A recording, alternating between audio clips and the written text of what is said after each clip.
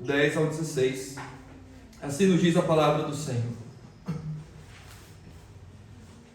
Todavia aos casados mando, não eu, mas o Senhor, que a mulher não se aparte do marido. Se porém se apartar, que fique sem casar, ou que se reconcilie com o marido, e que o marido não deixe a mulher.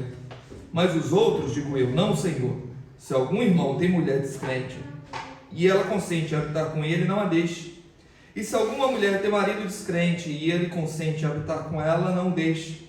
Porque o marido descrente é santificado pela mulher, e a mulher descrente é santificada pelo marido. De outra sorte, os vossos filhos seriam imundos, mas agora são santos. Mas se o descrente se apartar, aparte-se, porque neste caso, o irmão ou irmã não está sujeito à servidão, mas Deus chamou-nos para a paz. Porque de onde sabes, ó mulher, se salvarás o teu marido? Ou de onde sabes, ó marido, se salvarás tua mulher? Amém. Seu Deus Pai amado, nesse momento nós te pedimos, que nos instrua, Senhor, pela tua palavra. Ó Deus, fala conosco, Senhor.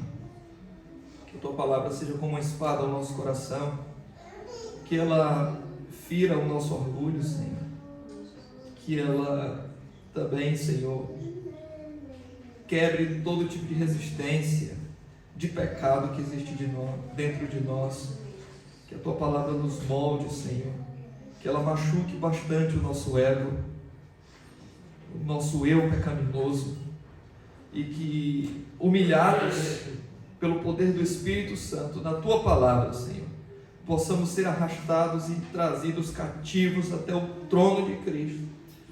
Que a tua palavra faça isto esta manhã, produza conversão, produza santificação.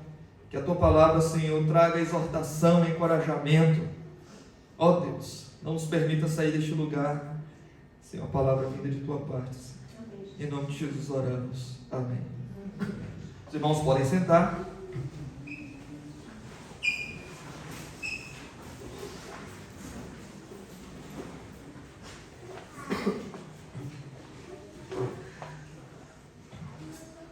Meus irmãos, nós estamos em nossa série sobre a primeira carta de Paulo aos Coríntios, e nós estamos a ver aqui vários assuntos importantes, não é?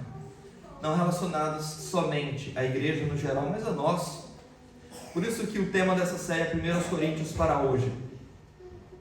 E a cada semana eu faço uma apresentação, digamos assim, gráfica diferente, para que os irmãos possam saber o tema da próxima. E hoje é essa, não é? Casamento, divórcio e novo casamento. Uma perspectiva bíblica, que é aquilo que nos interessa, que a Bíblia fala sobre estas coisas, não é?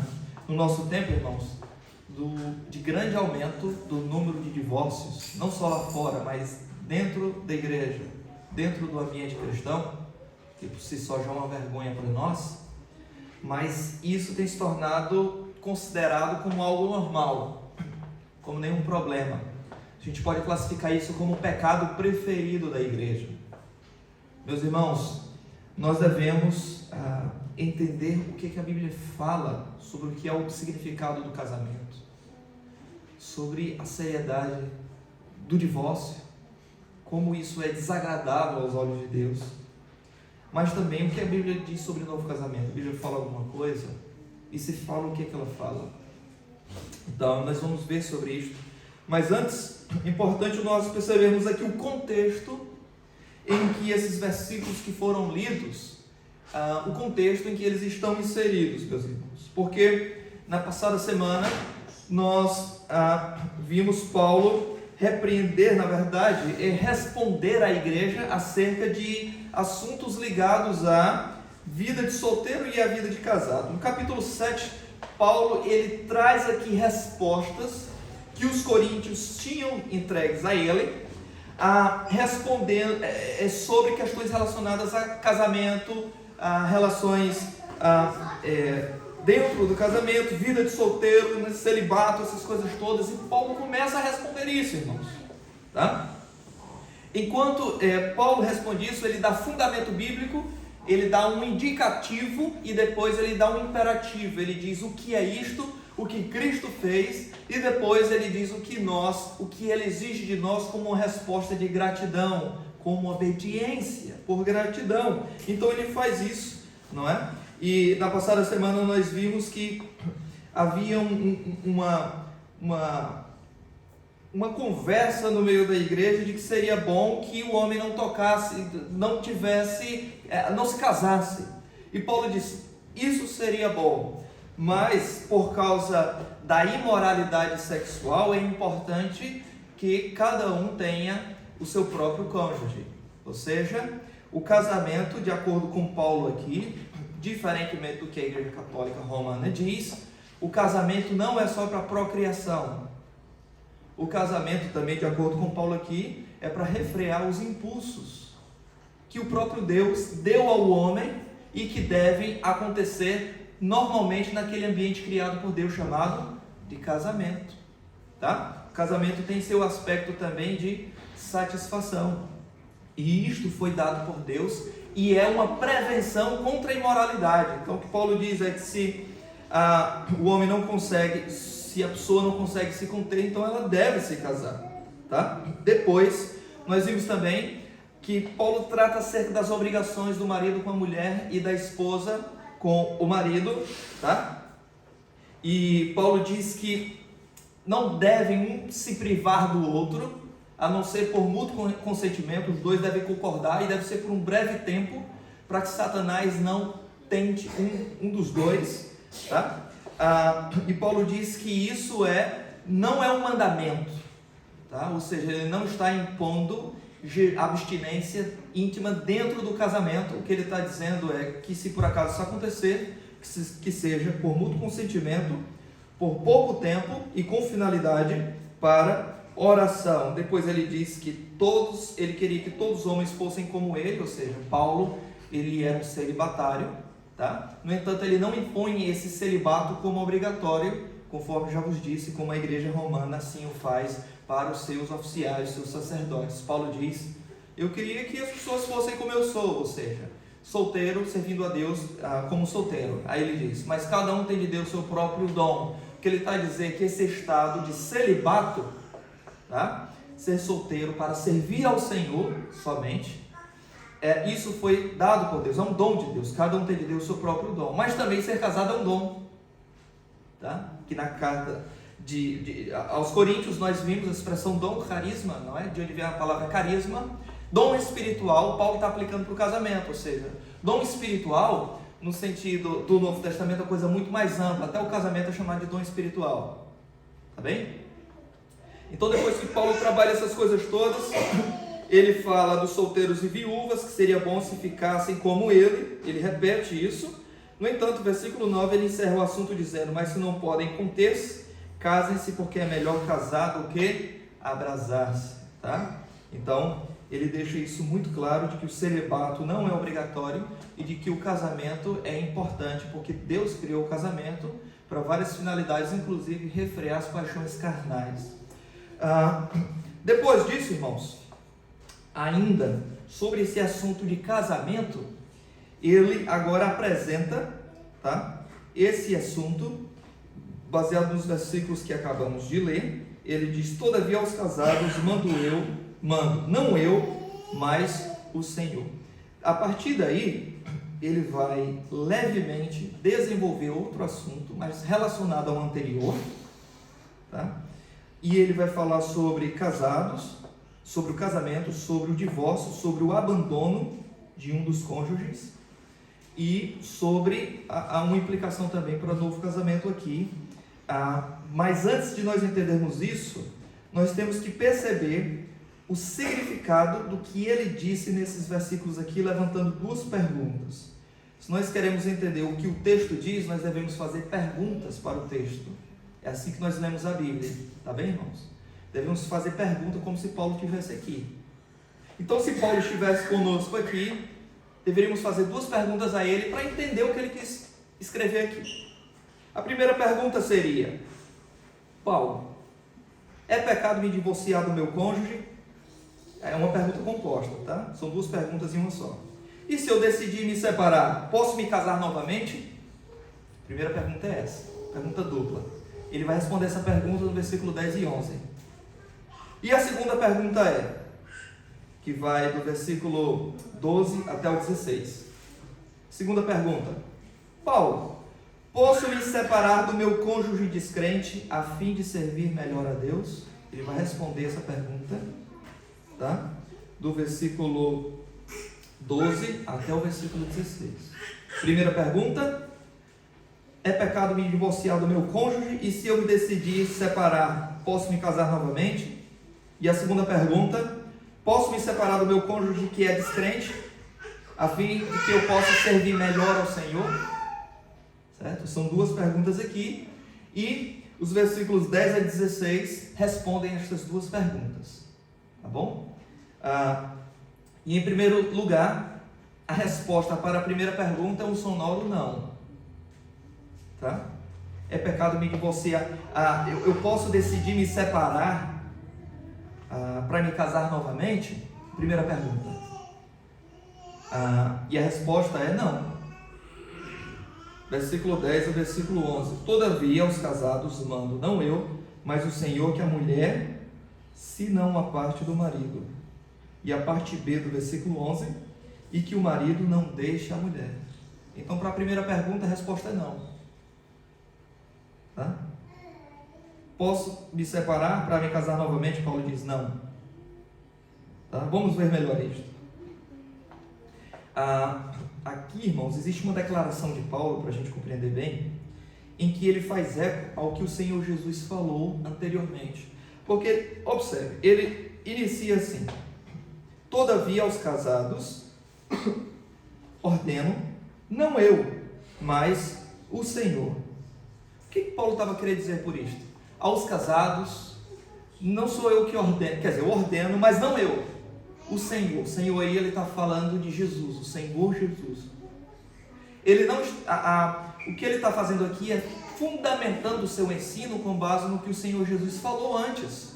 O que ele está a dizer é: estou a confirmar e a repetir o que o Senhor Jesus falou. Essas palavras que eu vou dizer aqui já foram ditas antes. Não eu, não foi eu que disse, foi o Senhor, tá? Aos casados. E onde é que o Senhor Jesus falou disso? Sobre essa questão de casamento e divórcio. Foi em Mateus capítulo 5, versículo 32, não é? Quando no Sermão do Monte, o Senhor Jesus vai expor o decálogo, e então ele vai tratar do adultério. E no capítulo 5, versículo 32, ele diz, de Mateus: eu, porém, vos digo que qualquer que repudiar ou se divorciar de sua mulher, a não ser por causa de prostituição, faz com que ela cometa adultério, e qualquer que casar com a repudiada comete adultério. Paulo está fazendo referência a esse texto e ao texto de Mateus capítulo 19, que já veremos, tá? O Senhor Jesus, é importante nós observarmos o contexto em que o Senhor Jesus faz isso no capítulo 5 e posteriormente no capítulo 19, quando os fariseus chegam para Cristo, no capítulo 19 de Mateus, versículo 13, diz: Senhor, é lícito repudiar a mulher por qualquer motivo? Os judeus perguntam isso para ele. E eles querem ouvir um sim. Você sabe quando a pessoa faz uma pergunta para você e ela espera uma resposta positiva? Não é? Tipo a esposa quando vai se vestir para vir para a igreja: tô bonita? Tem que... tá bem. Posso me divorciar por qualquer motivo, Senhor? Aí o Senhor dá um não. Aí estraga tudo para eles, não é? Mas o Senhor estava a ser sincero. Mas por que existe esse embate aí? Em primeiro lugar, irmãos, porque na época de Cristo e também de Paulo, havia entre os judeus uma escola rabínica, na verdade duas escolas rabínicas que tratavam acerca da interpretação da lei de Moisés, tá? Uma escola rabínica era fundamentada nos ensinos do rabino Shammai, tá?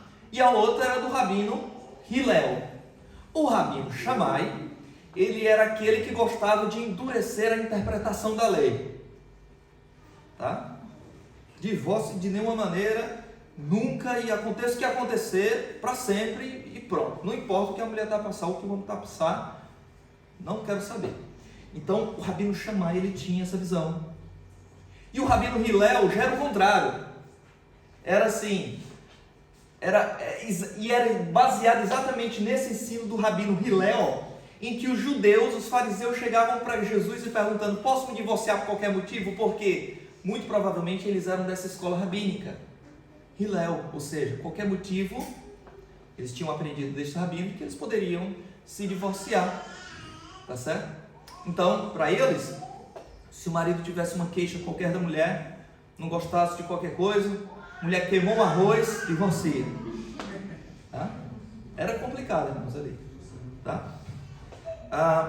É importante lembrar que no Antigo Testamento, o adultério no Antigo Testamento não causava o divórcio. Porque o adultério no Antigo Testamento era tratado como, irmãos?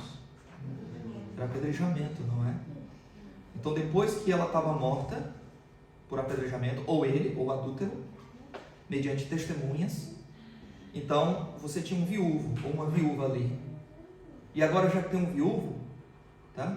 Por causa do adultério, então pode-se recasar. No Antigo Testamento era assim. Daqui a pouco a gente vai para esses textos da Antiga Aliança. Mas é importante deixar claro aqui a pegadinha, o cerco que os fariseus estavam querendo aplicar a Jesus. E Jesus, numa expressão muito parecida com o texto lá de Mateus 5,32, ele diz, lá em Mateus capítulo 19, ele diz o seguinte, Mateus capítulo 19, ele diz assim: ele, porém, respondendo, disse: não tendes lido que aquele que os fez, ou seja, que fez o casal, no princípio, macho e fêmea os fez, e diz, portanto, deixará o homem pai e mãe, se unirá à sua mulher, e serão os dois uma só carne. Assim não são mais dois, mas uma só carne. Portanto, o que Deus ajuntou, não separe o homem. Os fariseus não gostaram dessa resposta de Jesus, porque Jesus vai argumentar com base na lei de Moisés, na lei que os judeus criam, não é? E antes disso, na verdade, Jesus vai argumentar com eles com base na criação. Moisés nem tinha nascido aqui, irmãos, quando Deus falou isso para o primeiro casal, claro, não é? O que Jesus está querendo dizer é: qual o estado natural original das coisas? O quê? Que Deus criou um homem para uma mulher e eles são uma só carne, tá bem? E o que Deus juntou, não separe o homem. Olha só a resposta de Jesus, como é diametralmente contra aquilo que os judeus estavam falando. Observe bem isso, irmãos. Tá? E Jesus aqui, ele faz a citação de Gênesis 1:27, quando Deus cria o homem e a mulher, e de Gênesis 2:24, quando ele cria a mulher do homem, da costela do homem, e é dito lá que eles serão uma só carne e deixará a sua casa para se unirem em matrimônio. Então, uma coisa interessante, irmãos, é que nos ensinos de Jesus,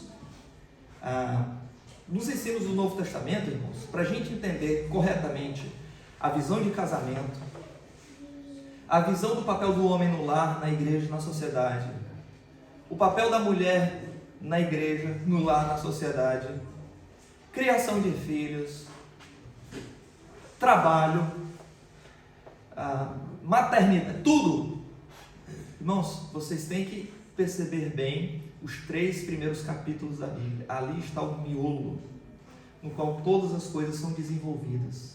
E Paulo, quando ele vai, por exemplo, falar sobre a igreja, sobre os presbíteros da igreja, os pastores da igreja, e ele vai falar que a mulher não cabe este ofício, porque ela tem outros dons, e não este dom do pastorado, do presbiterato. Ele vai recorrer aonde?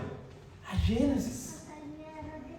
E ele diz, porque não foi a mulher, o homem que foi enganado, mas a mulher que foi enganada e caiu em transgressão. Porque primeiro Deus criou o homem, depois a mulher. 2 Timóteo capítulo 2, versículo 11 e 12 em diante. Ele vai recorrer aos 3 primeiros capítulos de Gênesis. E Jesus aqui falando sobre casamento e divórcio, recorre a Gênesis, os 3 primeiros capítulos novamente. Tá, irmãos? Então, para nós entendermos bem a doutrina bíblica, nós temos que estudar bem os 3 primeiros capítulos de Gênesis. É por isso que, no final desse mês, depois que a gente terminar essa parte sobre casamento, sobre família, no último sábado, no último domingo, No quarto domingo a gente acaba o capítulo 7. No quarto domingo. No quinto domingo de maio, nós vamos ver sobre a visão de família de Gênesis 1 a 3. Vamos fazer um panorama ali e vou pregar sobre isso para os irmãos, para a gente entender bem isso. Tá bem? Mas voltando aqui para o nosso texto. Então, Jesus deu uma resposta que não agradava aos fariseus. É por qualquer motivo, aí Jesus disse: vocês não leram a lei? Vocês são mestres da lei e não leram que Deus criou para ser uma só carne e o que Deus juntou não separe o homem? Olha só a resposta de Jesus. Tá? Agora, o versículo 10 aqui, Paulo, ele está falando disso, daquilo que Jesus disse. Digo, não eu, mas o Senhor. Está fazendo referência ao que o Senhor Jesus falou antes. Tá bem? Falou o quê? Que a mulher não se separe do marido. Foi isso que Jesus disse. O que Deus juntou, não separe o homem. Não é? Que Deus uniu, não separe o homem. E que o marido não deixa a mulher. Versículo 11, parte B. Paulo está falando que Jesus disse, e Jesus está falando que Gênesis, capítulo 1 e capítulo 2, já tinha dito. Tá? Paulo está ratificando. Agora aqui tem algo interessante, irmãos. É porque essa expressão apartar-se, algumas traduções têm apartar-se. Não é uma boa tradução, porque a melhor tradução aqui é separar-se. Tá? Ou como tem outras traduções mais recentes, divorciar-se, porque o texto aqui é casamento e divórcio. O contexto é esse, tá bom? Então apartar-se parece sair de perto, não é? Mas não está falando de distanciamento físico, está falando de um compromisso legal quebrado, tá bem? Paulo, ele apresenta a regra geral, assim como Jesus faz. E os bons mestres, eles, antes de entrarem em questões complexas, eles primeiro apresentam a regra geral, para depois trabalhar os detalhes e as complexidades de cada caso. Então, Paulo apresenta o fundamento, a regra geral é o quê? Deus criou o homem para a mulher para o homem, foi Deus que criou o casamento, e o homem não tem autoridade para quebrar esse laço que Deus fez, tá bem? Essa é a regra geral, e é sobre isso também na regra geral do que Jesus diz lá, em Mateus 19, do versículo 3 até o 6, quando ele recorre a Gênesis. No entanto, meus irmãos, Paulo, a partir do versículo 11, ele vai tratar das peculiaridades, das complexidades, porque quando entra nesse assunto, irmãos, de casamento e divórcio, e novo casamento, irmãos, é tanta peculiaridade, é tanta coisa esquisita que a gente ouve, que aconteceu com o parceiro anterior, com o novo, e não deu certo e voltou, e foi para o outro, é tanta coisa, irmãos. Então a gente tem que ter um fundamento, para tratar a partir desse fundamento, certo? Os outros casos. E os outros casos que Paulo trata, que são as complexidades, os detalhes, as exceções à regra que ele apresentou, tá? Ele vai fazer isso através de um conjunto de condicionais, chamados se. Se. Se acontecer isso, isso, aquilo, outro. Se acontecer isso, aquilo, outro é assim. Se acontecer aquilo, outro é assim. E ele começa assim a partir do versículo 11, tratando de uma peculiaridade. E a peculiaridade é: se porém se apartar, se ela se separar, que fique sem casar, ou que se reconcilie com o marido. Tá? A pergunta aqui é levantada outra questão, como se a pessoa tivesse a dizer: sim, Paulo, e se ainda assim um cônjuge decidir separar do outro? Você diz que a mulher não deve separar do marido e o homem não pode deixar a mulher. E nós percebemos, mas se ainda assim ela quiser, ou ele quiser se separar do cônjuge, versículo 11, a pessoa está insistindo aqui, tá? Então a resposta é dada por Paulo em apenas duas opções. E qual a resposta de Paulo para isso? A resposta é, versículo 11, se porém quiser se separar, que fique, aí ele diz, que fique sem casar. Essa é a primeira opção para uma mulher ou um homem que não quer mais permanecer com o seu cônjuge. Não teve caso de adultério, não teve caso de prostituição, não teve nada disso. Simplesmente a pessoa enjoou da cara do outro e disse: eu vou me separar de você, que eu não aguento mais olhar para o seu rosto belo todo dia de manhã. Vou para longe, não quero mais saber de você, me deu o divórcio. E aí, Paulo diz: é assim? Então fique sem casar. Separou? Fique sem casar. Paulo não está tratando sobre adultério aqui. Alguém simplesmente não aguenta mais o outro. Se porém se apartar, que fique sem casar. Aí agora ele dá a segunda opção. Se a pessoa optou por isso, separar, sem razão justificável, biblicamente, a segunda razão é reconciliar-se com o marido. Versículo 11. Ou que se reconcilie com o marido. Então, se a mulher se separou, se o homem se separou do seu cônjuge, da sua esposa ou do seu esposo, Paulo diz: você só tem duas opções. A primeira é nunca mais casar na vida, tá? Mesmo sendo jovem, você agora decidiu ficar sendo celibatário. Ou então, não, mas não aguento ser celibatário, eu sou jovem, tenho muita energia e tudo, então você tem que voltar para outro marido. Tem que voltar para outro marido. Agora tem uma complexidade aqui, irmãos. Se o marido estiver disponível, porque o marido está divorciado, não é? Então, se ele estiver disponível, ela pode voltar. Ou se a esposa estiver disponível, ela pode, enfim, os irmãos entenderam. Mas se não tiver, vai ter que ficar solteiro. Só tem duas opções. Não tem a terceira opção. Então casa novamente. Ele não dá isso. Ou volta para o marido, se ele não tiver casado, tiver novo matrimônio, e aceitar, não é? Então volte. Ou então fique sem casar. Mas no versículo 12 a 16, Paulo ele responde a segunda pergunta. E qual é a segunda pergunta? Posso me separar do meu cônjuge descrente? Eu sou crente, uma serva de Deus. O meu marido ele é descrente, Paulo. Eu oro por ele, pela vida dele, falo de Jesus para ele, ele já não aguenta mais me ouvir falar tanto de Jesus. Estou tentando dar o exemplo de uma esposa cristã, piedosa, que ama o Senhor, temente ao Senhor dentro de casa, mas está difícil. Ele não quer orar comigo nas refeições, não quer vir para a igreja, ele quer levar meus filhos domingo para a igreja, ele quer levar para o jogo de futebol. Está complicado, Paulo. Posso me separar dele para servir Jesus melhor? Com mais tempo, com mais... Paulo dá o segundo sonoro não.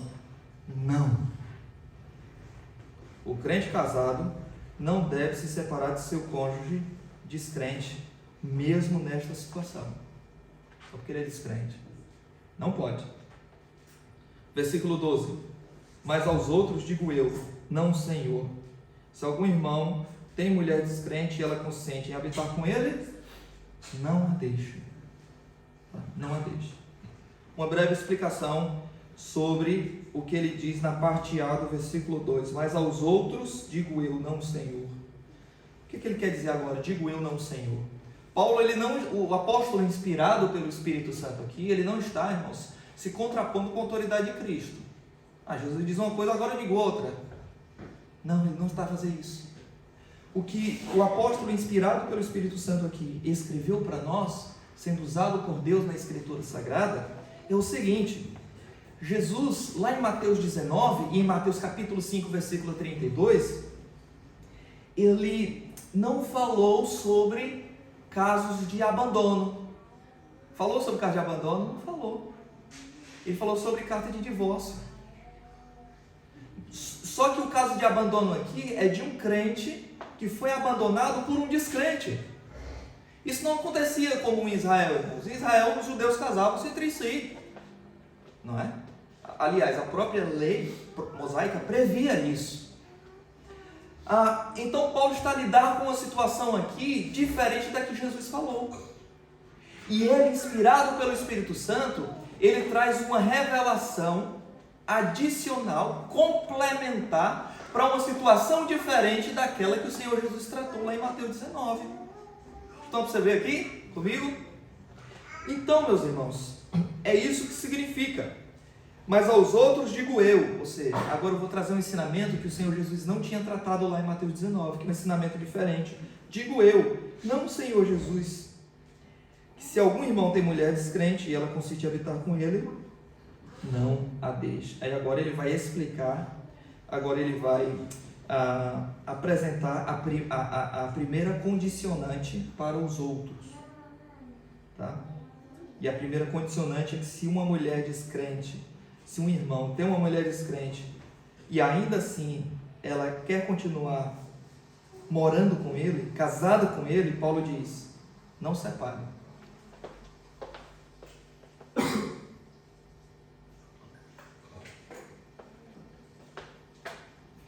É assim, irmãos. Naquela época era muito comum, os pagãos eles serviam aos deuses juntos. Então, domingo de manhã, a mulher, o marido ia junto com a mulher e as crianças iam lá para o templo de Afrodite, de Diana, dos deuses gregos, e eles iam cultuar e prestar sacrifício a esses deuses juntos, cantando músicas pagãs para esses deuses juntos. Acontece que um dos cônjuges se converteu a Jesus. E agora ele não segue mais aquela religião pagã. Mas o outro quis continuar naquela religião pagã. Tá? E só que fica um crente e um descrente dentro de casa, porque um deles se converteu. E agora o que é que tem que fazer? Paulo diz, não deixe. Se ele consente em continuar habitando, morando, casado com você, não deixe. Não se separe. Tá? Embora seja descrente. Tá? Não se separe. E no versículo 14, irmãos, no versículo 14, ele dá a razão para isso.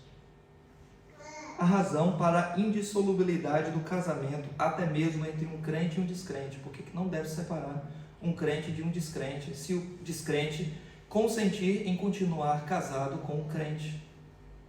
Tá? Ele dá a razão. O versículo 14 diz, porque o marido descrente é santificado pela mulher, e a mulher descrente é santificada pelo marido.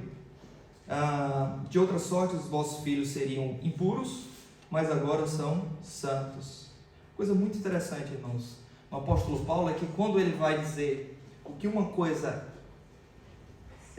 vai explicar porque uma coisa é errada, ele diz a razão por que aquela coisa é errada. Ele não está simplesmente ordenando e pronto. Eu estou mandando, obedecer e pronto. Ele não faz isso. Ele dá explicação. Olha, isto é assim por esta razão. E nós precisamos disso, irmãos. Nós precisamos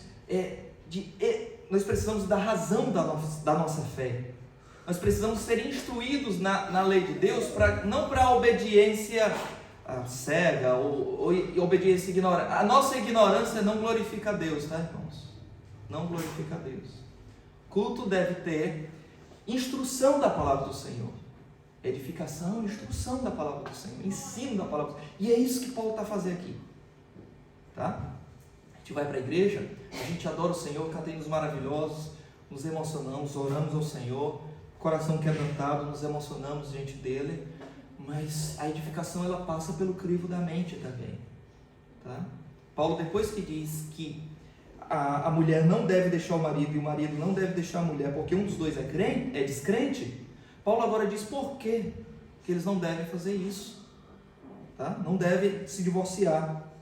Tá? E ele vai explicar a razão. E nós precisamos saber da razão da nossa esperança. É por isso que eu estou aqui a ensinar coisas para os irmãos, a dizer o que a Bíblia ensina sobre isso e sobre aquilo, e dou a razão para os irmãos. Porque no dia que tiver qualquer diferença, no sentido, ou alguma coisa que acontece no culto, ou na igreja, ou alguma decisão, alguma coisa assim, aí eu vou, pastor, eu não concordo com isso não. Mas o irmão estava naquele dia que eu expliquei a razão disto? Não estava não, porque... Então, meu irmão, o irmão precisa perceber a razão pela qual nós fazemos as coisas. E não só porque é assim, tá bem? E rapidamente, só para aproveitar, conta-se até a história de um irmão que ele adoeceu, e ele era de uma igreja muito animada, muito empolgada. E na igreja os irmãos pulavam muito e dançavam muito. E era um forró dentro da igreja na hora do louvor. Era uma coisa agitada demais, irmãos. E então, ele adoeceu. Foi para o hospital. O médico foi dar ali uma vacina nele. Uma injeção nele, uma vacina. E quando o médico foi dar uma vacina no braço aqui, ele disse, não, doutor, no braço não, porque eu tenho que levantar as mãos na hora do culto e voltar as mãos, eu preciso do meu braço. Tá bom, então eu vou dar aqui na sua perna. Ele deu na perna. Não, na perna não, porque eu preciso pular na hora do culto e eu preciso das minhas pernas.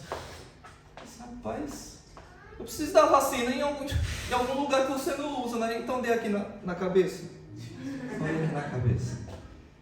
Ou seja, é aquela ideia de que a pessoa ia para o culto e esquecia o cérebro em casa, não ia pensar, raciocinar sobre as Escrituras. Devemos amar a Deus de todo o coração, sim, de toda a alma, sim, mas de todo o entendimento também. Paulo aqui ele está a explicar o porquê. Por que não deve se separar, mesmo que o marido seja descrente, ou mesmo que a esposa seja descrente. Paulo diz, porque o descrente é santificado pela mulher. A razão é essa. O marido descrente é santificado pela esposa crente. E a esposa descrente é santificada pelo marido crente. De outra sorte, os vossos filhos seriam impuros, mas agora são santos. Meus irmãos, o que a palavra de Deus está a nos dizer aqui esta manhã é que a bênção de Deus está no lar em que mesmo que só um cônjuge naquela família serve a Deus, a bênção de Deus está ali naquele lar. E Paulo diz que isso é razão suficiente para que não haja divórcio, mesmo que seja um crente e um descrente, meus irmãos. Tá? A bênção de Deus está ali. É como se fosse por tabela. Eles acabam sendo abençoados. Tá? Eles acabam, o transbordar da bênção de Deus, da obra de Cristo sobre a vida do crente é tão intensa, que ele transborda para os lados e atinge o cônjuge e os filhos. É assim que Jesus faz. Irmãos, isso é desde a antiga aliança. Nós podemos citar aqui pelo menos 3 exemplos, mas tem outros, tá? Por exemplo, os irmãos lembram de José? José, a Bíblia nos diz, foi vendido pelos irmãos e depois ele se tornou um servo na casa de Potifar e ele ficou administrando a casa de Potifar inteira. E então a Bíblia nos diz, em Gênesis 39, versículo 5, que o Senhor abençoou a casa de Potifar por amor a José, a casa do egípcio, descrente, pagão, por amor a um crente. Mas tem outros exemplos, irmãos. No caso de Labão, os irmãos lembram de Labão? O próprio Labão confessou para Jacó, dizendo, olha, não vai embora, porque eu percebi que o Senhor tem me abençoado por causa de ti. Não é? Isso está em Gênesis capítulo 30, versículo 27. Mas há também o exemplo de Sodoma e Gomorra. O anjo do Senhor se apresenta diante de Abraão e diz, eu vou destruir Sodoma e Gomorra porque há muita iniquidade ali naquela cidade. E Abraão sabe que o seu sobrinho está lá, seu sobrinho Ló. E então ele começa a conversar ali, Senhor, se tiver 50 justos, isso vai destruir a cidade inteira por causa... apesar desses 50 justos que tem lá, aí o Senhor diz, não, se tiver 50 justos, eu vou poupar a cidade, não vou destruir. Aí depois ele diz, se tiver 40, Senhor, aí não, se tiver 40, eu não destruo, por amor aos 40. E ele vai descendo, né, porque a família de Ló não tinha 40 pessoas, né? Aí ele vai descendo, Senhor, sem querer chatear demais, mas se tiver 30, aí ele vem descendo, né, e chega até os 10. E se tiver 10 justos na cidade, e o Senhor diz, por amor aos 10 justos, não destruirei a cidade. O que significa, irmãos? É que o povo de Deus, irmãos, no lar, a bênção de Deus está ali. A bênção espiritual, em forma de livramento. O povo de Deus no mundo, a bênção de Deus está no mundo por causa da igreja. O mundo que persegue a igreja, o mundo que faz perseguição à igreja através de leis injustas, ou em países em que realmente cristãos são martirizados, esse mundo, meus irmãos, esse mundo não percebe o quanto deve à igreja. Porque a ira de Deus só não caiu sobre esse mundo, meus irmãos, por amor à igreja, por amor dos justos que estão aqui. Certo? Por amor de nós. A Bíblia diz que os crentes são o sal da terra, a luz do mundo, meus irmãos. Tá? Então, o mundo não imagina o quanto nos deve. Tá? E Paulo está a falar, meus irmãos, sobre isso. A bênção de Deus por associação. E Paulo diz que essa bênção recai sobre o cônjuge descrente, mas também vai para os filhos. Paulo diz, porque senão os filhos de vocês seriam impuros. A ideia de impuros aqui e santos, é importante entender que a expressão santo aqui não significa, não tem o seu sentido ético, tá? Ou seja, que obedece à lei de Deus, ele é santificado nesse sentido. Não é o sentido ético, o significado ético, é o significado de separado, distinto, distinguido para uma coisa. Por exemplo, no templo de Israel, o Senhor fala na sua lei acerca dos utensílios do templo que seriam santos. Isso não significa que os utensílios do templo eram piedosos, obedeciam à lei, não era nada disso, é que eles seriam separados para aquele propósito, separados dentre os demais. Quando o texto bíblico aqui diz que o cônjuge descrente é santificado por causa do cônjuge crente, o que o texto está querendo dizer é que ele poderia ser um ímpio muito pior do que é. Mas por amor ao crente, o Senhor os separa de uma forma especial. E os filhos? Os filhos também são separados, porque senão eles seriam impuros, seriam como todos os outros, tá? A ideia aqui é cerimonial dessa relação de ser santo e ser impuro, tá? É importante deixar claro, entretanto, irmãos, aqui, que o texto não está falando como os nossos irmãos presbiterianos dizem, não é? Irmãos queridos, mas nós discordamos disso, que esse texto não está falando sobre batismo infantil, irmãos. Tem alguns irmãos que acreditam, já que o texto está dizendo que o filho do crente é santo, então nada mais próprio a um santo do que aplicar o batismo a ele. É errado. Não tem nada de batismo aqui, não tem nada falando sobre filho da aliança aqui, não tem nada sobre isso, irmãos. Além disso, se o batismo deve ser aplicado para o filho do crente, porque é chamado de santo no texto, o marido do descrente também é chamado de que ele é santificado. E nenhuma igreja que pratica o batismo de bebês vai batizar o marido de uma irmã crente, embora ele seja descrente. Isso é uma teologia forçada, introduzida no texto, mas não flui do texto bíblico, tá bem? Além disso, no versículo 15, Paulo vai apresentar agora uma segunda situação condicionante aos outros, tá? E a segunda situação condicionante é: mas se o descrente quiser apartar-se, que se aparte. Em tais casos não fica sujeito à servidão nem o irmão nem a irmã. Nós vamos trabalhar mais à frente esse versículo aqui nas aplicações, tá bom, irmãos?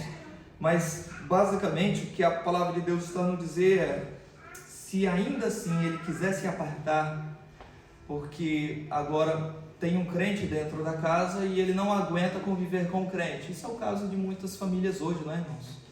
Em que um se converte e o marido não quer conviver com essa irmã, essa cristã, tá? É um homem imoral, quer que ela faça coisas na intimidade que é totalmente contra as escrituras, coisas que ela concordava em fazer antes porque era descrente. Agora Jesus mudou o coração dela e agora ela ama o Senhor, e mesmo indo contra a vontade do seu marido em coisas pecaminosas, ela prefere obedecer a Deus, não é? Então, nestes casos, muitos cônjuges se separam, ou o contrário também, não é? O marido se converte e a mulher descrente diz: rapaz, você se converteu, antes a gente ia pro forró na sexta-feira e agora a gente não vai mais.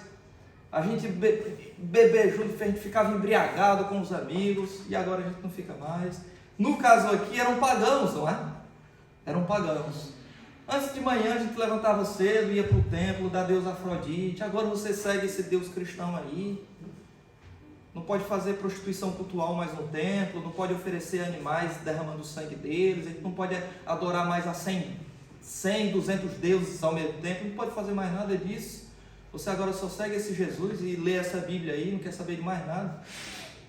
Então, esse argumento estava aqui também. E Paulo diz: se com isso a pessoa começa a dizer, eu vou me embora, não quero saber de você, e a iniciativa é do descrente, Paulo diz, e ele insiste nisso, então que vá, então que se separe, tá? A iniciativa não veio do crente, em primeiro lugar. Em segundo lugar, o crente lutou por reconciliação e não teve, e a pessoa ainda assim decide ir embora, não é? Se divorciar. Paulo diz, então deixa aí, não é? Deixa aí, o que você vai fazer? Só que quando Paulo diz, se quiser se apartar o descrente, então que aparte-se. Então, quando Paulo diz isso, poderia surgir uma objeção. E ele trata dessa objeção na parte B do versículo 15. Porque a resposta natural seria, meus irmãos, exatamente essa aí. Ele diz, no versículo 16, não é? Porque de onde sabes, ó mulher, se salvarás o teu marido, ou de onde sabes, ó marido, se salvarás a tua mulher? O senhor argumentaria exatamente dessa maneira aqui. Mas, apóstolo Paulo, pastor, eu sei que ele quer ir embora, ele já me fez mal, ele já me maltratou, já me traiu várias vezes, mas não é porque eu amo demais, é porque eu quero ganhar ele para Jesus. Eu quero que ele seja salvo. E eu não aceito o término dessa relação falida. Porque eu vou ganhar ele para Jesus nesse casamento. Pronto. Aí a pessoa passa por tudo, sofre como uma infeliz, e porque está focando ali na salvação do marido. Esse não é o pensamento bíblico, irmãos. Parece ser piedoso, parece ser muito espiritual, mas não é o pensamento bíblico. Paulo vai responder esse pensamento da seguinte maneira, versículo 16. Como é que você sabe que vai salvar seu marido? Você está lutando por um casamento falido para que ele seja salvo. Mas como é que você sabe que ele vai ser salvo? Não é? Porque de onde sabes, ó mulher, se salvarás o teu marido? E de onde sabes, ó marido, se salvarás a tua mulher? Nós não temos controle nem sobre a nossa salvação, quanto mais na salvação dos outros, irmãos. Jonas capítulo 2, versículo 9 diz que a salvação pertence ao Senhor. Tá? O que o Senhor, o Espírito Santo, inspirando o apóstolo Paulo e nos dando a escritura nesse texto aqui, quer nos dizer é que nós não podemos tomar decisões com base naquilo que nós não podemos controlar. Não podemos tomar decisões com base no imponderável. Tá bem? É isso que está a nos dizer aqui. Ninguém garante que o marido descrente vai se converter, ou que a esposa descrente vai se converter, apesar dos males que ele já fez para o crente. Tá bem? E depende de Deus, e somente de Deus, salvar ou não. A pessoa pode ser usada como instrumento? Pode, mas tem um limite, vai até ali e pronto. Tá? Porque Romanos capítulo 9 diz, assim não depende de quem quer ou de quem corre, mas de Deus usar a sua misericórdia. Depende de Deus a salvação dos homens. Nós não sabemos se Deus vai salvar o marido, aquele marido, quando é que vai salvar, não sabemos nada disso. Portanto, esse argumento para a continuidade dessa relação falida e quebrada aqui, Paulo diz, não se sustenta. Tá? Algumas aplicações, irmãos, para terminarmos aqui. Minha primeira aplicação é que nós devemos rejeitar, depois destas palavras, nós devemos rejeitar em absoluto a banalização do divórcio que existe hoje. Devemos rejeitar-nos. Porque o casamento não pode ser dissolvido, Paulo deixa isso bem claro, né? A mulher não se aparta do marido, nem o marido deixa a mulher. O Senhor Jesus ensinou isso. Gênesis está a ensinar isso. Então, os homens, eles não são autônomos para poder dizer que cansei do meu casamento, vou-me embora. Não. Tá, irmãos? As razões hoje em dia para o divórcio, irmãos, são as mais triviais, as mais banais possíveis. Tá? Existe hoje razão para divórcio por incompatibilidade de gênero, né? A pessoa usa muito essa expressão. Nós temos aqui temperamentos diferentes, você tem um feitio diferente do meu. A coisa não deu, não encaixou, não deu certo. Vamos nos separar. Aí tem gente que se separa por causa disso. Tá? Ficou com raiva, brigou, se separou. Aí tem outro que aí separa porque fisicamente aquela esposa que era bonita desde o início, depois vai passando os anos e ela, claro, todos nós vamos envelhecer, não é? Eu era mais bonito do que sou agora. Então, e no passar dos anos a tendência é o negócio piorar, viu? E a pessoa se cansa. Não é? E separa. Não é? E troca a esposa por uma mais nova, e troca o marido também velho, barrigudo, careca, por um mais novo, jovem, forte. Isso é o que mais acontece hoje, não é? Nós não temos autoridade para fazer isso. Não temos autoridade nem para poder nos separar para ficar sozinho. Porque Deus criou o casamento e Ele é o autor do casamento. Tá, irmãos? Então devemos rejeitar em absoluto a banalização do divórcio, não só na sociedade, mas dentro da igreja. Tá, irmãos? Então o divórcio, conforme o Senhor diz em Malaquias capítulo 2, versículo 14 e 16, o Senhor diz: eu odeio o divórcio. E se Deus odeia o divórcio, nós devemos odiar também, irmãos. Nós não podemos amar aquilo que Deus odeia, nem odiar aquilo que Deus ama. O ódio, existe um ódio santo, um ódio contra o pecado, contra as coisas erradas. E Deus está dizendo aqui que o divórcio Ele odeia. Então se Ele odeia, nós devemos odiar também. E quanto mais próximos a Jesus, amáveis, parecidos com o nosso meigo Salvador, quanto mais formos assim, mais ódio ao divórcio nós vamos ter. Porque se você ama ao Senhor, você vai odiar a injustiça, o pecado, a iniquidade. Nós não temos autonomia simplesmente para dizer chega, parou aqui. O reformador João Calvino, ele falava uma coisa interessante. Ele dizia assim: o homem ou a mulher não tem qualquer poder de tornar um casamento inválido. Os que foram unidos em matrimônio e agora se arrependem do que fizeram, não são mais livres para quebrar um compromisso. Você quis se casar, ninguém lhe forçou. Passou a época de casamento forçado. Você assumiu o casamento com essa pessoa, com essa mulher ou com esse homem porque você quis, você que escolheu e a pessoa lhe escolheu. Então, se você assumiu o compromisso, você não pode mais, o que o texto diz aqui, não é? Não se separe do marido. Essa é a regra que Paulo deixa. Tá, irmãos? Essa é a regra que Deus deixou na sua palavra. Os dois se tornaram um. Tá? Os dois se tornaram um. Os irmãos já experimentaram pegar dois papéis, colocar cola forte no meio, fechar o papel e deixa secar. Tá? Depois que ficar bem seco, os irmãos já tentaram separar o papel. Não dá. Se forçar, vai um pedaço para cada lado da folha, rasgado. Irmãos, o divórcio faz isso. Divorciou, mas vai os pedaços para cada lado. Porque não é uma coisa natural. Deus não criou o divórcio no dia que Ele criou o casamento. No dia que Ele criou Adão e Eva, Ele não criou a possibilidade do divórcio ali no meio. E Jesus disse que o divórcio foi criado por causa da dureza do coração humano.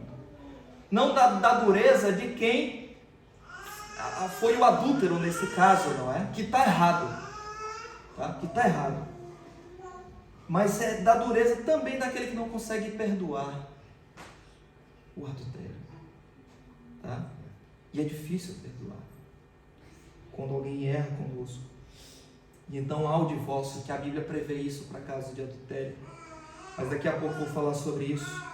Mas é importante ter isso em mente, irmãos, de que a regra da Escritura é que os dois devem permanecer juntos até o fim da vida.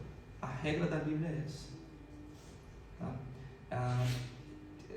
Os puritanos ingleses, eles tinham pensamentos assim, muito inteligentes, como eles encaixavam as coisas e eles traziam essas verdades, não é? E tinha um puritano inglês chamado Thomas Adams. Thomas Adams, ele dizia assim: assim como pela criação no Éden, Deus fez de um, dois, pelo casamento Deus fez de dois, um. E é verdade, irmãos. Se separar isso daí, vai os pedaços para cada lado. traumatizante. Tá? Minha segunda aplicação é que em situação de perigo, quando tiver uma situação de perigo iminente de divórcio, irmãos, a reconciliação é sempre o meio preferível. Sempre a reconciliação como o meio preferível para a solução daquele conflito. É o que Paulo diz. Se reconcilie. É o que Paulo diz. Paulo não diz, se divorcie. Ou então tem outro caso. Não. Ele diz o quê? Se reconcilie. Tá? Mesmo a Bíblia prevendo a possibilidade de divórcio em caso de adultério, um pastor que ama o Senhor, que teme ao Senhor, que ama a palavra de Deus e é fiel na pregação da palavra de Deus, uma igreja séria, esse pastor ele nunca pode aconselhar. Ela lhe traiu? Então aproveita, meu irmão. A glória da segunda casa será maior do que a da primeira. Tem gente que fala isso, né? Aproveita para casar de novo. A glória da segunda casa, já ouviu gente dizendo isso, será maior do que a da primeira. E nossa, que coisa mais absurda. Nada disso. É a reconciliação. Reconciliação, irmãos. O primeiro conselho, a primeira coisa pelo qual nós vamos nos esforçar junto do casal é se reconcilie, meu irmão. Pastor, mas ela me ofendeu. Pastor, mas ele me ofendeu. Ele me humilhou, ele me traiu. Ela me traiu. Mas se reconcilie. Mas é pesado demais isso, meu irmão. O que é que nós fazemos contra Cristo? E Ele nos reconciliou quando ainda éramos pecadores. O irmão não é um padrão de fidelidade para Deus, não. Mas o irmão está exigindo, ou a irmã está exigindo um padrão perfeito do outro. Experimente a obra de Cristo de forma mais profunda no seu coração através da reconciliação, meu irmão. Irmãos, e a história da igreja e a experiência pastoral nos mostra muitos casos de situações em que houve reconciliação e o casamento se tornou muito melhor.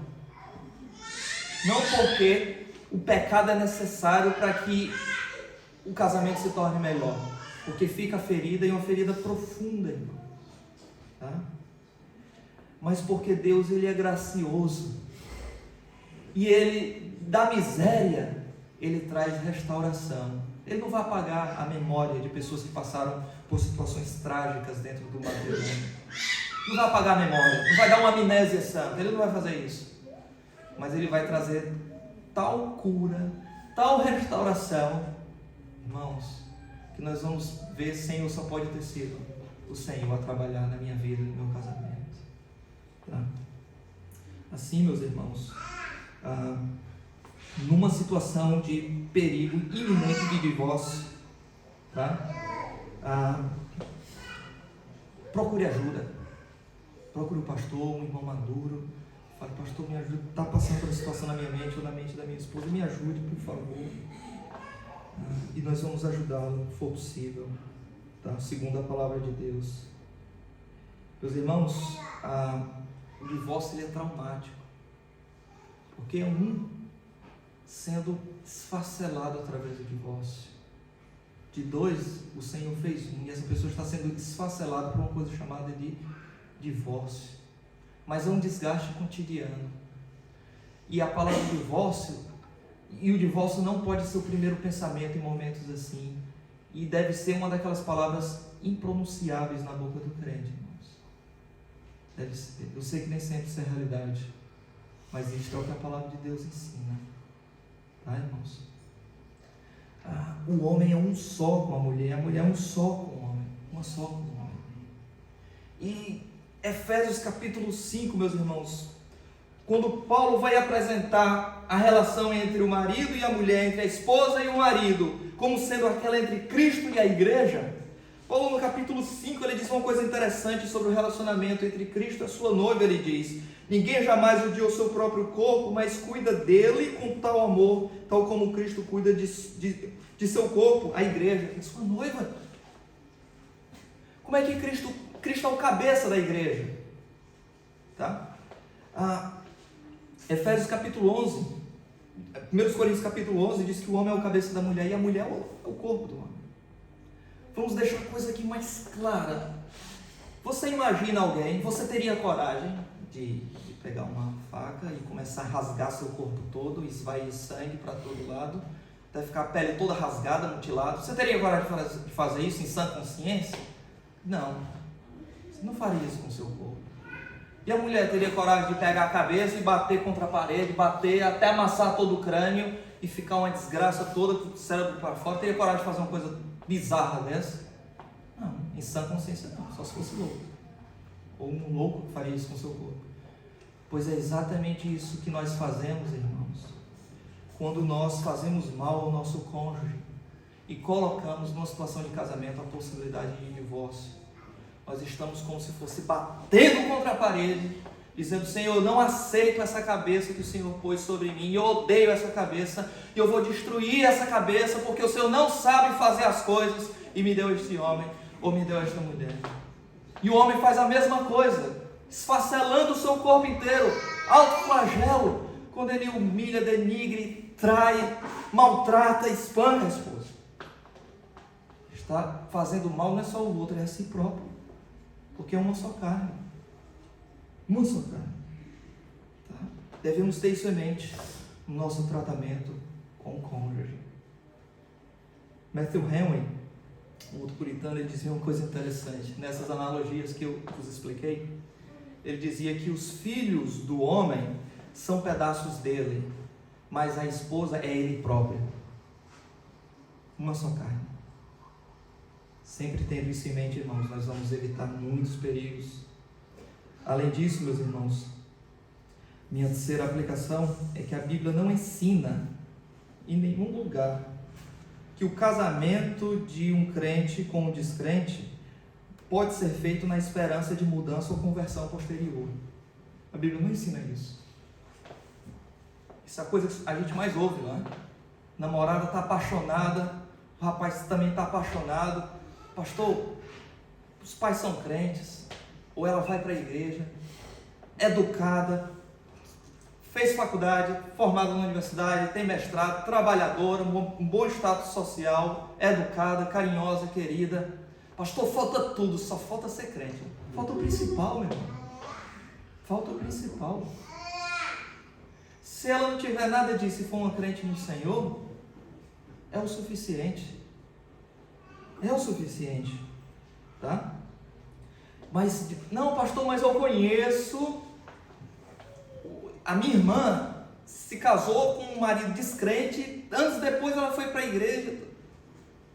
Ou então não é nem da própria família, né? Pastor, eu tenho uma amiga da minha mesma igreja, que ela casou, o namorado era descrente e tudo e tal, mas não, depois Deus vai trabalhar no coração dele. Ele se casou e depois ele se converteu e hoje está lá, uma bênção. Para cada caso desse que você me disser que deu certo, ele apresenta 5, 6, 7 que deu errado. Para cada um deles. Tá, irmãos? E além disso, além da regra comprovar outra coisa, essa pessoa que ainda atropelou a lei de Deus para fazer sua própria vontade, casando-se com o descrente, ela está pecando contra Deus. O crente que faz isso. Tá? Paulo aqui, ele não está ratificando a união de um crente com o incrédulo, dizendo, agora pode, porque ele vai se converter. Ele é santificado pela esposa crente, então ele vai se converter, vice-versa. Paulo não está dizendo pode fazer, o que ele está a tratar ele está contemplando uma situação em que os dois já eram casados, porém pagãos, e um deles se converte, mas não eram casados. Tá, irmãos? Já eram casados. A Bíblia não ensina, irmãos, em nenhum lugar namoro evangelístico. Noivado missionário. A Bíblia não ensina essas coisas. Não, eu vou casar porque ele vai se converter. Como é que você... Como Paulo diz aqui, como sabes, ó mulher, se salvarás o teu marido? Paulo fala isso e a gente pode aplicar para esses casos também. Como é que você sabe que depois que ele se casar, ele vai se converter mesmo? Você não tem controle sobre o coração dele.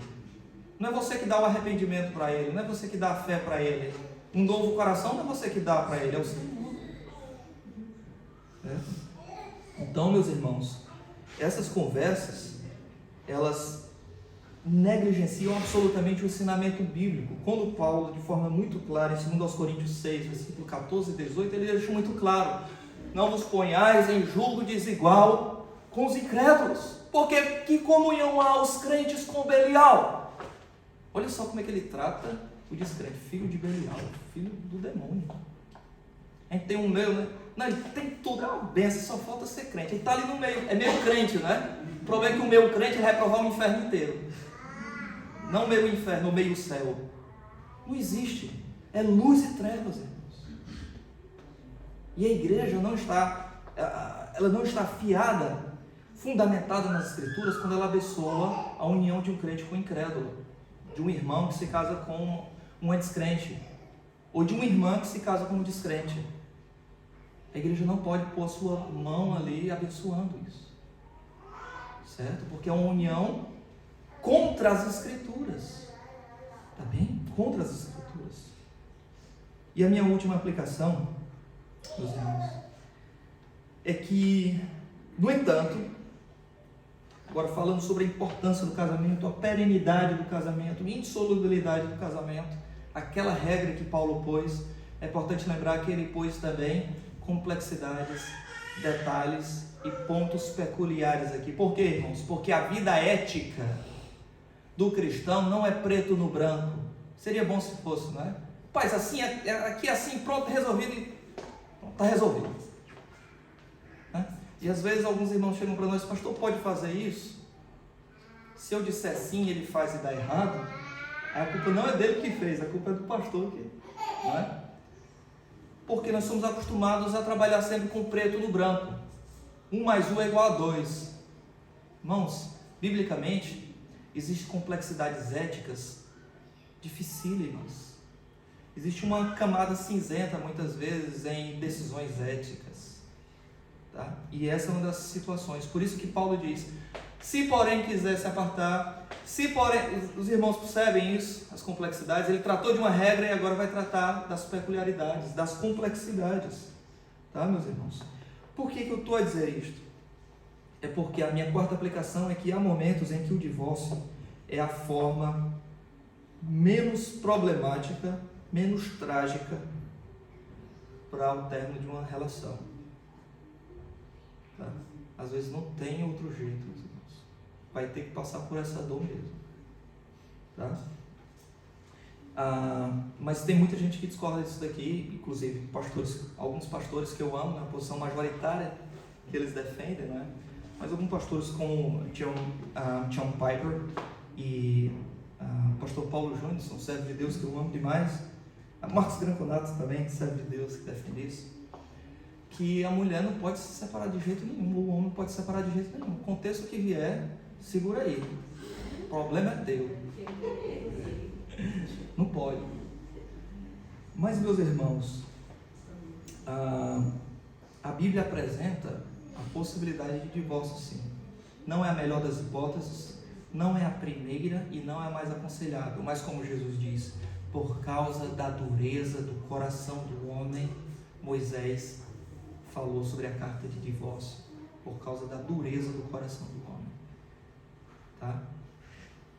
Nesses casos, meus irmãos, quando nós lemos, por exemplo, Mateus capítulo 19, versículo 9, aquele texto lá que falamos no início, o versículo 9 diz: e vos digo, porém, que qualquer um que repudiar sua mulher, não sendo por causa de prostituição, alguma outra tradução traz fornicação, e alguma outra tradução traz imoralidade sexual, e traduções com uma abordagem linguística mais desenvolvida e mais recente, elas trazem a não ser por causa de adultério.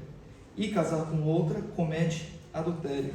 E o que casar com repudiado também comete adultério. Irmãos, aqui Jesus está dizendo que quem der carta de divórcio, quem se divorciar, não sendo por uma questão de porneia, não é, de imoralidade sexual, e se casar com outro comete adultério, e o que casar com o divorciado também cometeu. O que o Senhor Jesus está a fazer aqui, irmãos, primeiramente é dizer que a possibilidade de divórcio ela existe na Bíblia, tá? Porque esse texto aqui, alguns teólogos entendem que porneia aqui é fornicação quando existem noivos. No judaísmo existia um período de contrato pré-nupcial, que era um tipo de noivado, como por exemplo quando José estava desposado de Maria, não é? Um tipo de noivado ali, e ela estava grávida de Cristo, já. Então esse período de noivado, se a noiva ou o noivo tiver uma relação, tá? Uma relação sexual com alguém, então isso é fornicação, e esse noivado pode ser dissolvido, tá? Então Jesus está falando aqui não sobre casamento e divórcio e novo casamento, mas é sobre noivado e rompimento do contrato de noivado. Irmãos, isso não está no texto. Jesus ele faz a citação aqui, e os fariseus eles estão fazendo a citação de Deuteronômio capítulo 24, versículo 1 em diante. Quando nós vamos observar o contexto ali é de casamento mesmo, e divórcio mesmo, não de noivado ou rompimento de contrato de noivado. Deuteronômio 24, versículo 1 diz: quando o homem tomar uma mulher e se casar com ela, casamento aqui, então será que quando não achar graça aos seus olhos, por nela achar coisa indecente, ele lhe fará escrito de repúdio, ou dará carta de divórcio, e lhe dará na sua mão e despedirá para a sua casa. Versículo 2: se pois saindo da sua casa for e se casar com outro homem, ok, aqui a gente já tem o assunto do casamento, já tem o assunto do divórcio, e já tem o assunto de casar-se com outro homem, o recasamento aqui. Então a ideia de divórcio, irmãos, ela está na Bíblia. Ela está desde o Antigo Testamento, inclusive, e os fariseus estão a falar disso daqui, sobre dar a carta de repúdio, dar a carta de divórcio. Tá bem? Então, o contexto no qual Mateus 19 faz eco do Antigo Testamento é um contexto de casamento, divórcio e novo casamento mesmo. Tá, irmãos? Então, Jesus não estava a falar de um mero noivado, pois o Senhor estava a citar, juntamente com os fariseus, o texto de Deuteronômio 24, em que fala de casamento, divórcio, novo casamento, em vez de noivado, tá? Agora, dito isto, em que situação, pastor, então, é que o divórcio, biblicamente, a Bíblia prescreve uma situação, ou permite? Irmãos, a situação é, primeiramente, versículo 9 de Mateus capítulo 19, caso de adultério. Se não for por causa de adultério, o divórcio é ilegítimo. E quem se casar com a pessoa que se divorciou ilegitimamente, comete adultério. Mas se for por causa de adultério, naquilo que nós chamamos de cláusula de exceção, se for exceto isso, ou seja, se for esse caso, o divórcio é possível, tá? Mas exceto isso, não pode, tá? E o que acontece, meus irmãos? A traição, o adultério, está incluído nessa ideia de porneia, imoralidade sexual, que abrange várias coisas, envolve sodomia, envolve fornicação, envolve adultério na Bíblia, envolve várias coisas. Porneia é uma palavra do Novo Testamento que tem um campo semântico, ou seja, tem a amplitude de significados maior dentre as palavras do Novo Testamento. E o adultério está incluído, tá? Não deve ser a primeira opção do casal crente, tá bem, irmãos? Não deve ser, mas se houver dureza de coração, a Bíblia fala sobre isso. Pastor, mas e no caso de alguém que espanca o outro? Sempre alguém traz essa pergunta, não é? Irmãos, Paulo fala de alguém que quer apartar-se, e você deve deixar o que o texto está dizendo. Porque apartar-se insiste nisso, não é? Porque Deus nos chamou à paz. Casamento não é um lugar para briga, para espancamento, para risco de morte, essas coisas. Casamento não é um lugar para isso. Deus nos chamou à paz. Isso é o que alguns estudiosos, como por exemplo o reverendo Augusto Nicodemos, também fala a mesma coisa, e muitos outros, chamam de abandono de corpo presente. É quando a pessoa ela não aguenta mais o outro, comete abuso dentro do casamento, espancamento, traições, no plural, insiste naquilo. A única coisa que não saiu da boca da pessoa foi a palavra divórcio, mas todo o resto quer dizer uma só coisa: eu não quero mais viver com você. E neste caso é vários pastores entendem assim, deve ser enquadrado dentro daquilo que nós chamamos de abandono, o abandono de corpo presente, tá? Ou quando o marido não cumpre as suas obrigações no lar, e com isso eu não estou falando que ele desagrada a mulher, mas há casos, por exemplo, do marido que passa 1, 2 anos fora de casa e não divorciou nem nada, de repente num belo dia o bonito chega em casa, não é? Como se nada tivesse acontecido e pronto, tá? Você abandona, deixou a mulher, deixou os filhos e você que se vire aí? Não, irmãos, tá? E um novo casamento aqui no texto, pastor. Paulo diz, se quiser se apartar, se aparte. Claro, se você concordar com o divórcio. Porque, e então ele diz aí, não é? Porque assim o irmão ou a irmã não está sujeito à servidão. Se eu digo, entretanto, como alguns outros afirmam, né? Pouquinhos dizem isso, mas não, pode divorciar, só não pode casar de novo. Então a pessoa que se divorciou, irmãos, com 20 anos de idade, com 30 anos de idade, um jovem, e ele não pode mais casar de novo, irmãos, e o casamento biblicamente refreia as paixões carnais, principalmente de um jovem senhor, significa o quê? Que essa pessoa ela está debaixo da servidão do relacionamento falido por culpa do outro. A vítima torna-se refém e está debaixo de servidão ainda. Tá, irmãos? A Bíblia não nos chamou para a servidão. Certo? Não nos chamou para a servidão. Por que eu falo tudo isso, irmãos? É que eu quero concluir que não existe saída fácil para o divórcio. Irmãos, essa daqui está demorando um pouquinho, irmãos, porque é um das pregações mais difíceis para eu fazer isso daqui. Porque é um texto muito difícil. Tá? Vai ficar gravado se irmãos quiserem assistir outra vez. Não existe saída fácil quando a gente fala de divórcio, irmãos. O divórcio é o menor dentre os males. Tá? Por isso, se passar pela sua cabeça a ideia de divórcio, não procure o pastor só quando a coisa já está ruim. E às vezes o pastor, a liderança da igreja é procurada quando a coisa já está aos pedaços. O pastor vai tentar juntar ali os pedaços e administrar o caos. Não é? Se meu irmão, por que você não veio antes? Não faça isso com o pastor, tá?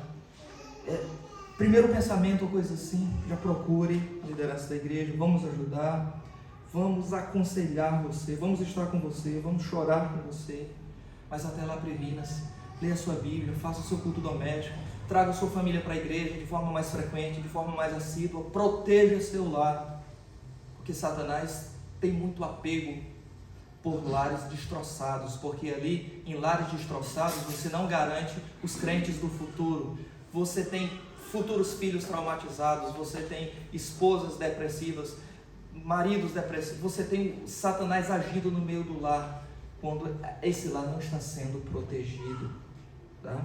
E de nossa parte, irmãos, vamos continuar ensinando estas coisas. O trabalho do ministro de Deus é lhe explicar, lhe ensinar, e chamar você à obediência da palavra de Deus, para que você não caia nesse laço. O trabalho de fiéis ministros da parte de Deus é não deixar você pecar em paz, certo? Não deixar você pecar em paz. Por isso, sempre estou à vossa disposição quando quiserem falar sobre estas e várias outras coisas. Creia em Cristo.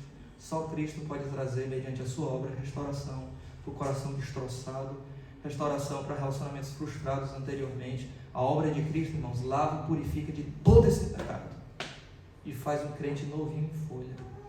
Creia em Cristo para isso. Vamos orar. Senhor Deus, Pai amado, obrigado pela Tua palavra, que o Senhor nos trouxe este oráculo, esta palavra vinda de Tua parte, assuntos tão difíceis, Senhor, tão cheios de nuances, de detalhes, de complexidades, porque não existe saída fácil. Quando a primeira já começou errada e atropelamos a Tua lei, quebramos os Teus mandamentos, tentamos dar o nosso jeito, nós somos pecadores, Senhor. Nós não sabemos resolver as nossas coisas, precisamos do Senhor, da Tua palavra, dos nossos irmãos, da Tua igreja, Senhor. Nos ajuda nestas coisas, em nome de Jesus. Amém. Quero convidar os irmãos a ficarem em pé, vamos louvar o Senhor.